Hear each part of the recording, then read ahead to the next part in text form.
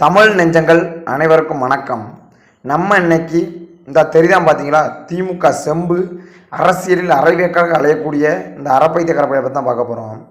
அது என்னன்னு பார்த்தீங்கன்னா, இந்த அரைவேக்காடு அறப்பைத்திய கரப்பையை ஒரு யூடியூப் சேனல் நேர்காணலுக்கு போயிட்டு அங்கு நாம் தமிழர் கட்சியை எவ்வளவு தரைக்குறைவாக இழிவாக பேச முடியுமோ அவ்வளவு தரைக்குறைவாக இழிவாக பேசி வச்சுருக்கான். அந்த காணொலி நீங்கள் பாருங்கள். அதன் பிறகு இந்த அரைவேக்காடு அறப்பைத்திய கரப்பையில் நம்ம அராட்டவுசரோட ஓட விட்டுருவோம்.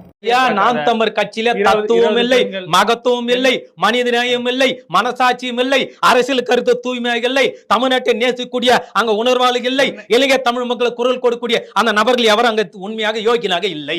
தமிழ் நெஞ்சங்கள் அனைவரும் இந்த காணொலியை பார்த்துருப்பீங்க. இப்போ இந்த காணொலியிலிருந்து இந்த அறப்பைத்திய கரப்பையிட்ட நம்ம என்ன கேட்குறோம்னா, அடே அறப்பைத்திய கரப்பையில் நாம் தமிழர் கட்சிக்கு இத்தனை இருக்குது என்று நீ கேட்குறிய. இப்போ நான் கேட்குறேன், திமுகவுக்கு அறிவு இருக்கா, மானம் இருக்கா, சூடு சொரணை இருக்கா, வெக்கம் இருக்கா? திமுக கட்சி ஆட்சிக்கு வந்ததுக்கப்புறம் தமிழ்நாட்டில் அமைதி இருக்கா, சமூக நீதி இருக்கா, சுயமரியாதை இருக்கா? சொல்லுடா. இதெல்லாம் இருக்கா? நான் ஏன் கேட்குறோம்னா, திமுகக்கு அறிவு இருந்தால் கோயம்பேடுலேருந்து அழகாக பஸ்ஸில் ஏறி மக்கள் போய்கிட்டு இருந்தான். அதை எங்கேயோ 5 கிலோமீட்டருக்கு அங்கே தள்ளி கீழாம்பாக்கம்னு ஒரு இடத்துல பஸ் ஸ்டாண்டை கட்டி வச்சுருக்கான். அறிவு இருக்கவனா அதை பண்ணுவானா? சுயமரியாதை எதுக்கு இருக்குன்னு கேட்கணும்னா, சுயமரியாதை முக்கியம், சுயமரியாதை முக்கியம்னு சொல்லிக்கிட்டு தெரிஞ்சவன் பூரா இப்போ அமைச்சர் காலில் விழுந்து சூவை நக்கி தின்னுக்கிட்டு இருக்கான். சூவை நக்கி குடிக்கான் கழுவி. எங்கே திமுக அமைச்சராக இருக்கவன், திமுக தொண்டன் அமைச்சர் காலில் விழுந்து நக்கிக்கிட்டு கிடக்கான். அதன் பிறகு சமூக நீதி இருக்கான்னு ஏன் கேட்டோம்னா, திமுக ஆட்சிக்கு வந்தால் சமூக நீதியை நட்டுக்க தூக்கி நிறுத்துருவோம், நாங்கள் சமத்துவம் சமூக நீதினு சொன்னானே.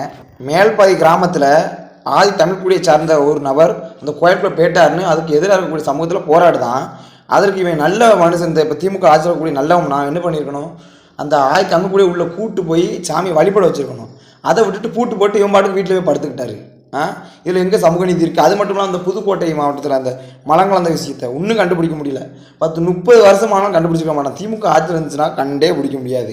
இதில் சமூக நீதி எங்கே இருக்குது? நாங்கள் சமூக நீதியை நட்டுக்க தூக்கிடுவோம், பிடுங்கிடுவோம், தள்ளிடுவோம்னு சொல்லிட்டு வந்தீங்களே அறப்பைத்திய கரப்பையில். நான் கேட்கல நீ பார்த்து சொல்லி நீ இதெல்லாம் உனக்கு கேட்க வக்குமயிர் இல்லை. ஆனால் நீ நாம் தமிழர் கட்சிக்கு அது இருக்கா, இது இருக்கா, கத்திரிக்காய் இருக்கா, வெண்டைக்காய் இருக்கான்னு கேட்கியோடா. ஏடா உன் கட்சியில் இருக்க அழுக்காய் உன்னையும் துடைக்க முடியல. இல்லை நாம் தமிழர் கட்சி கேட்க, நாம் தமிழர் கட்சி இது வரைக்கும் அரசியல் அதிகாரமே பெறாத ஒரு கட்சியை பார்த்து இத்தனை கேள்வி கேட்கிய. நீ 50 ஆண்டு காலமாக அரசியல் பண்ணியிருக்கீங்க. நீங்கள் என்னத்தை புடிங்கி தள்ளிட்டீங்கன்னு தெரியல, நீங்கள் எங்களை பற்றி கேட்கீங்க. போடா, வேறு ஏதாவது சொல்லிட போகிறேன்டா வாயில், அவமானம் ஆயிரப்போது உனக்கு. முடிச்சுக்கலாம் தமிழ் நெஞ்சங்களே.